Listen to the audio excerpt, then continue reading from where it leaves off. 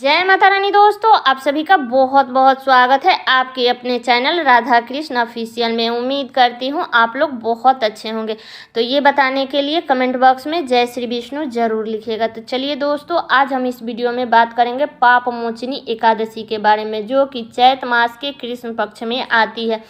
तो एक ही वीडियो में हम 10वीं तिथि से लेकर के 10वीं तिथि को कौन कौन से नियमों का पालन करना है, एकादशी का व्रत कैसे रखना है और द्वादशी के दिन पारण शुभ मुहूर्त में हम कब करें, तो एक 10वीं तिथि से लेकर के और द्वादशी तिथि तक संपूर्ण जानकारी आपको इसी वीडियो में मिलेगा। तो वीडियो के लास्ट तक बने रहिएगा कि एकादशी के दिन हम बाल कैसे धोएं। तो इसी के ऊपर आज का मेरा वीडियो है, तो वीडियो के लास्ट तक बने रहिएगा। तो चलिए वीडियो को शुरू करती हूँ। तो सबसे पहले बता दूं कि एकादशी, इस चैत मास के कृष्ण पक्ष की जो ये एकादशी है, इसका नाम पाप मोचनी एकादशी है। इस एकादशी का व्रत जो भी मनुष्य करता है उसके सारे पाप नष्ट हो जाते हैं और इस एकादशी के व्रत करने से कई गुना गौदान करने का पुण्य मिलता है। तो इसलिए पाप मोचनी एकादशी का व्रत जरूर करनी चाहिए। कितने लोग हैं सिर्फ शुक्ल पक्ष की एकादशी का व्रत करते हैं और कितने लोग दोनों पक्ष की एकादशी का व्रत करते हैं, जो कि हर महीने में 2 एकादशी आती है। तो सबसे पहले बता दूं कि हमें 10वीं तिथि के दिन क्या करनी है। तो देखिए, 10वीं तिथि के दिन हमें सुबह में जल्दी उठ करके स्नान कर लेना है। अपने नित्य कर्मों से निमित्त होकर के हमें स्नान कर लेना है, बाल धो के स्नान करना है। कितने लोग गुरुवार के दिन बाल नहीं धोते हैं, तो वो लोग बुधवार के दिन बाल अपना धो लेंगे। उसके बाद हमें गुरुवार के दिन हमें लहसुन, प्याज, मांस, मदिरा ये सब का सेवन नहीं करना है। मसूर का दाल नहीं खाना है, मूली नहीं खाना है, साग नहीं खाना है और 10वीं तिथि को ब्रह्मचर्य का पालन करना है। और बहुत से जगह पे रात्रि में भोजन नहीं करते हैं और बहुत से जगह पे करते हैं। तो आप अपने घर का नियम देख लीजिएगा। हमारे यहाँ रात्रि में भोजन नहीं करते हैं और 10वीं तिथि से ही हमारे यहाँ चावल नहीं खाया जाता है। अगर आपके यहाँ खाया जाता है तो आप लोग खाइएगा। और एक बात का ध्यान रखिएगा कि कभी भी व्रत त्यौहार में हमें दातुन का प्रयोग करना चाहिए, ब्रश का प्रयोग नहीं करना चाहिए। इस बात का हमें ध्यान रखना है, क्योंकि जो ब्रश हम पहले से करते आ रहे हैं उससे लहसुन, प्याज, जो लोग मांस मदिरा खाते हैं उसी से ब्रश करते हैं। लेकिन अगर आप व्रत के दिन नया ब्रश निकाल लेते हैं तो सबसे अच्छा है, नहीं तो आप सबसे अच्छा दातुन का प्रयोग करें। तो 10वीं तिथि का ये नियम है। एकादशी तिथि के दिन आप लोग सुबह में जल्दी उठ जाइएगा, अपने नित्य कर्मों से निमित्त होकर के स्नान कर लीजिएगा, साफ स्वच्छ वस्त्र धारण कर लीजिएगा। इसके बाद आप अपने मंदिर की अच्छे से साफ सफाई करके उस दिन विष्णु भगवान का पूजा किया जाता है एकादशी के दिन, क्योंकि एकादशी जो है वो विष्णु भगवान का स्वरूप माना गया है। तो इसलिए एकादशी के दिन विष्णु भगवान का पूजन किया जाता है।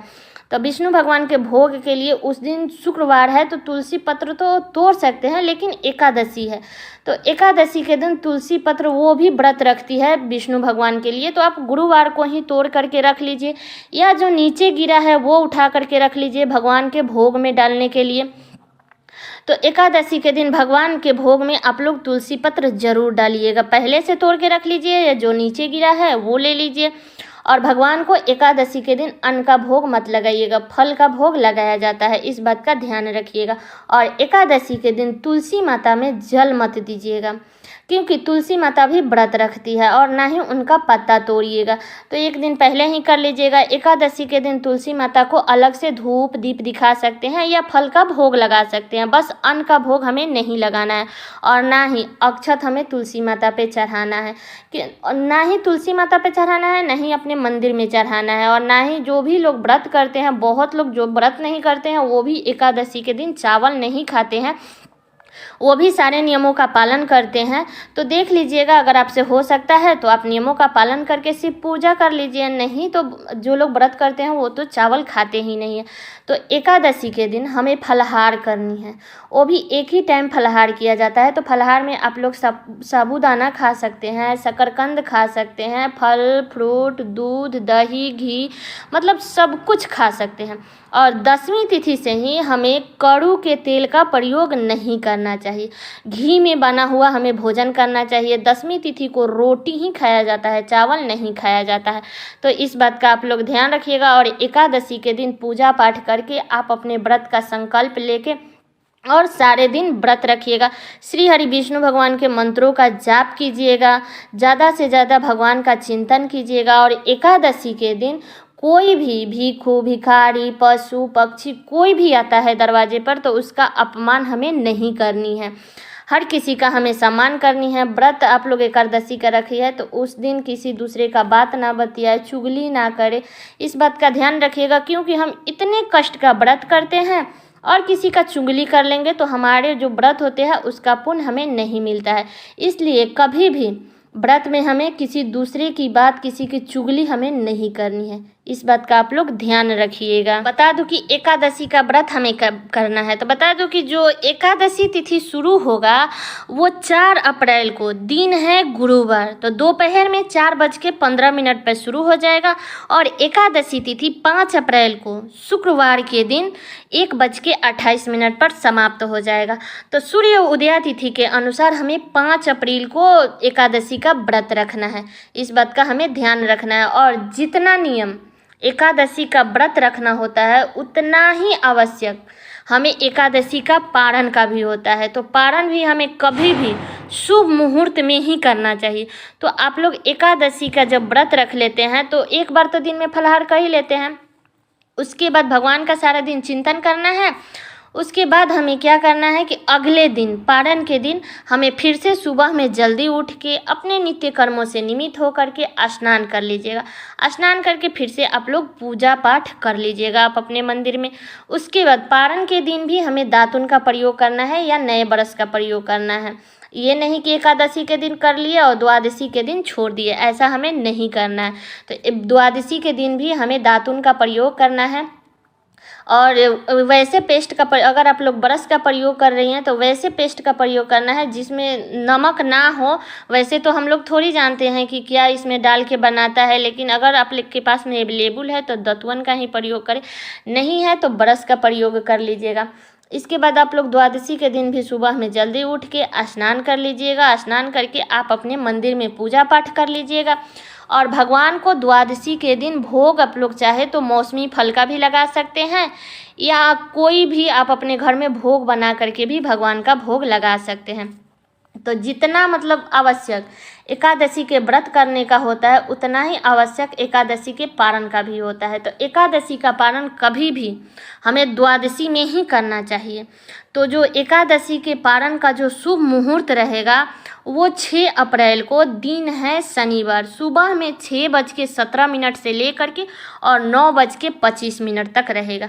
तो इसी बीच में हमें एकादशी का पारण करना है। तो आप लोग क्या कीजिएगा कि भगवान को जो भोग लगाए हैं उस भोग को आप लोग चाहे तो उठा करके उसको पहले मुख में डाल ले, इसके बाद शुद्ध और सात्विक भोजन कीजिएगा।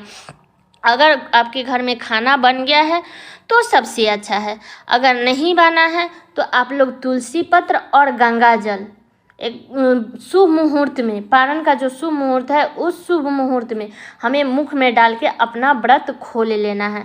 तो इस बात का हमें ध्यान रखना है। और द्वादशी के दिन हमें तुलसी जी में जल जरूर डालना है। तो ये हो गया एकादशी से लेकर के और द्वादशी तक के नियम। और एकादशी के दिन भूल से भी हमें नाखून और बाल नहीं कटवाना चाहिए और ना ही किसी मनुष्य या पशु पक्षी का हमें अपमान करना चाहिए। तो इस बात का ध्यान रखिएगा।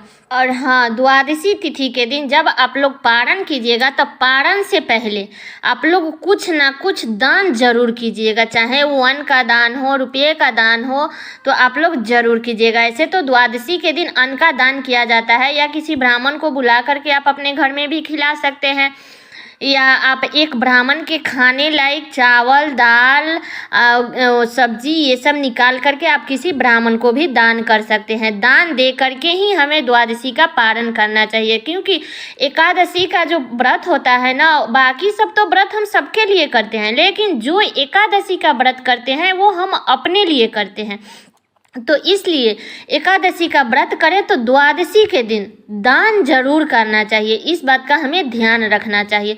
तो उम्मीद करती हूँ कि आप लोगों को 10वीं तिथि से लेकर के और 12वीं तिथि तक संपूर्ण जानकारी मिल गई होगी। तो ये वीडियो मेरा यहीं तक का था। कैसा लगा वीडियो आप लोग कमेंट करके ज़रूर बताइएगा, और चैनल पर नए आए हैं तो सब्सक्राइब कर लीजिएगा, बेल आइकन को प्रेस कर दीजिएगा, जिससे मेरे वीडियो का नए नोटिफिकेशन आप सभी के पास में सबसे पहले पहुँचे। और वीडियो को लाइक कर दीजिएगा, क्योंकि आपकी एक लाइक से मुझे बहुत ही मोटिवेट मिलता है।